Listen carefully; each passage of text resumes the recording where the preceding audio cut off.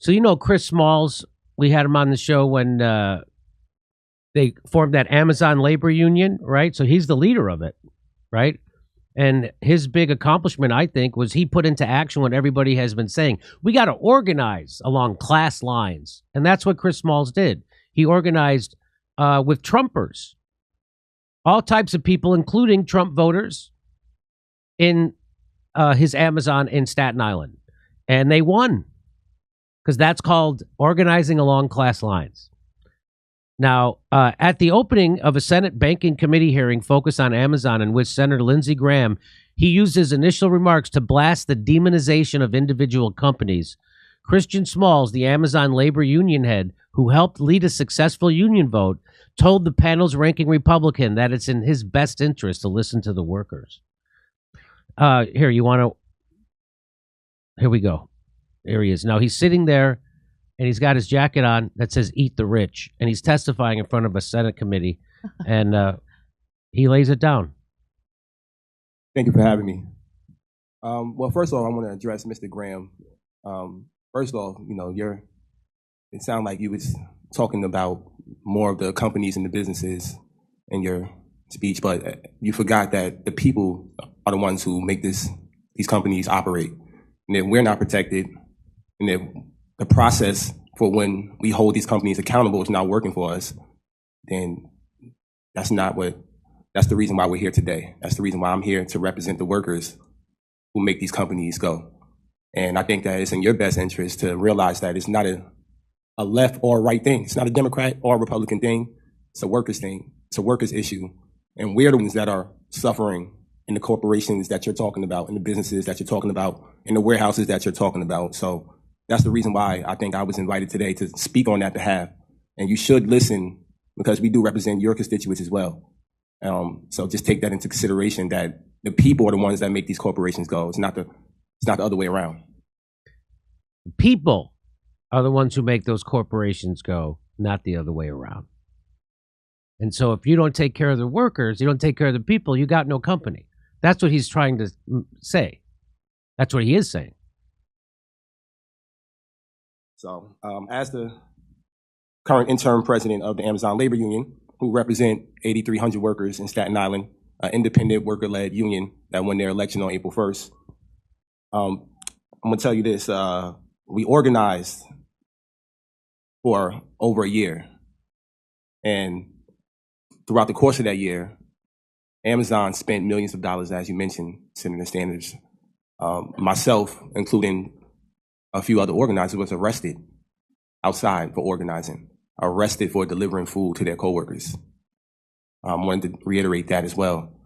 You know, the type of things that Amazon do, breaking the law, intimidation, these are real things that traumatize workers in this country. You know, thousands of workers across this country who are in the process of organizing, who have the desire to organize in the United States. We want to feel that we have protections. We want to feel that the government is allowing us to use our constitutional rights to organize. The notion that people in the united in this democracy will outmatch tyranny is the oldest American ideal. There's clearly defined legal process to do this, and workers like us have the rights protected by the First Amendment and the National Labor Relations Act. However, despite all of this, our victory in Staten Island was lauded as newsworthy and inspirational for the thousands of workers across the country, hundreds of thousands of workers. And even though we may have won, we did everything right, pressuring Amazon to recognize our victory and comply with our legal obligation to meet us at the bargaining table. But Amazon is refusing to do so. As you mentioned, they're going to stall. They filed 25 objections, and they got the NLRB to move the hearing to a whole nother location. To me, it just sounds like the corporations have the control, and they control whatever they want. They break the law to get away with it. They know that already, that breaking the law during these election campaigns won't be resolved during the election campaigns. So they purposely continue to break the law. For example, we filed over 40 ULPs in 11 months. Most of them, or quite a few of them, got merit for further action. Some of them even got injunctions. For example, Gerald Bryson was fired 2 years ago. Finally, 2 years later, over 2 years later, there's a 10J in motion for his reinstatement. Another prime example, Daquan Smith was fired by the company for organizing. He's still out of a job. He's living in a shelter right now. We raise money through GoFundMe. These are just a few examples, including myself, who's been out of a job for the last 2 years. I want to just end off by saying this. We need to pass the PRO Act so that workers are protected and workers are encouraged to organize. And if that don't work, I'm gonna let you know right now that on behalf of the Amazon Labor Union and the hundreds of thousands of workers across this country, that we will continue to organize. And once again, I want to remind you that this is not a left or right thing. This is a working class issue. And the workers at the bottom are the ones who make these corporations go. Thank you. Well said. Very well said.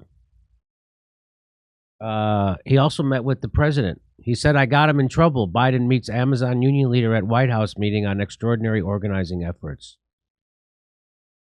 And there he is with his Eat the Rich jacket on. The difference is, I think that he wears that Eat the Rich jacket to union organizing events, not a Met Gala.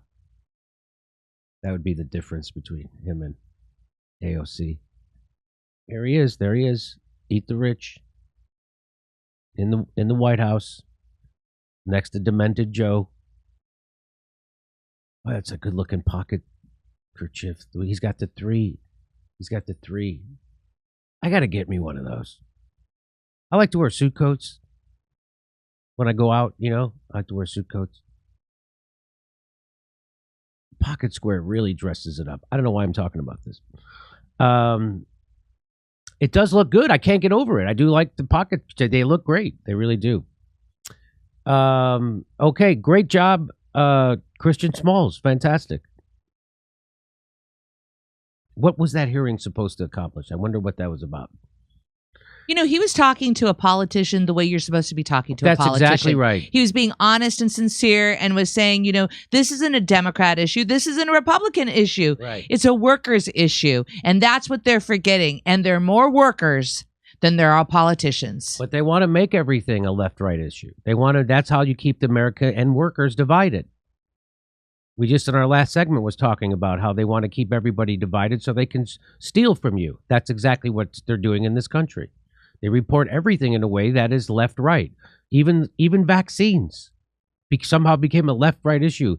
Even though Trump was the one who got warp speed and developed and wants credit for the vaccines. They do that with everything. Ukraine. Oh my God.